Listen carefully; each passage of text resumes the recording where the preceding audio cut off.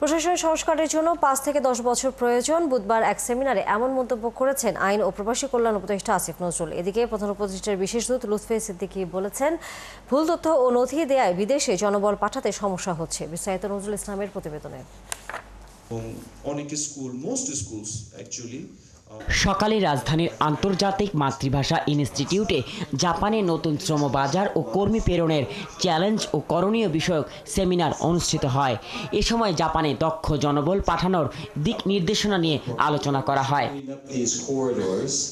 বিদেশগামীদের দেয়া ভুল তথ্য ও নথি দেওয়ার কারণে জনবল পাঠাতে নানা সমস্যায় পড়তে হচ্ছে বলে জানান প্রধান উপদেষ্টার আন্তর্জাতিক বিষয়ক সংক্রান্ত বিশেষ দূত লুৎফে সিদ্দিকী। এই যে ডকুমেন্ট ট্যাম্পারিং করা হয়, সার্টিফিকেট ট্যাম্পারিং করা হয়, আমরা ধরে নিয়েছি যে এটা ইটস নর্মাল, তো করতেই হবে। এইসব করে কোনোভাবে বিদেশে যেতে পারলেই হলো, তারপরে দেখা যাবে। এখন যে আমাদের ভিসার সমস্যা হচ্ছে অনেকগুলো দেশে একই সাথে, এইটার একটা মূল কারণ হলো যে আমরা এটাকে দিস ইজ ক্রিমিনাল অ্যাক্টিভিটি, যেটাকে আমরা ক্রিমিনাল হিসেবে ধরি না। এ সময় প্রবাসী কল্যাণ ও বৈদেশিক কর্মসংস্থান উপদেষ্টা বলেন, দেশের প্রশাসন সংস্কার করতে 5 থেকে 10 বছর প্রয়োজন। আমাদের পুরো প্রশাসন যন্ত্রটা এরকম, মানে আপনি যদি একটা 1000 সিসির গাড়িতে একটা খুব ভালো একটা ড্রাইভার বসায় দেন, সেই গাড়িতে কত স্পিড তুলতে পারবে? বেশি স্পিড তুললে গাড়ি ভেঙে যাবে।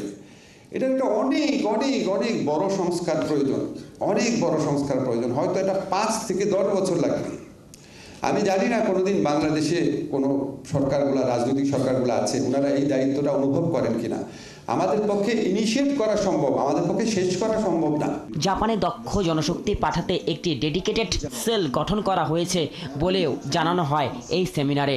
আর ব্যাংক লোন গ্যারান্টির ক্ষেত্রে এটা আমার কাছে মনে হয়েছে স্টুডেন্ট ভিসার ক্ষেত্রে চিরন্তন যে সমস্যা, আমাদের মানে নিম্ন মধ্যবিত্ত পরিবারে আপনার গ্যারান্টর হওয়ার মতো যে 10 লাখ টাকা থাকতে হবে ব্যাংকে 3 বছরের জন্য, এটা একটা বিরাট সমস্যা।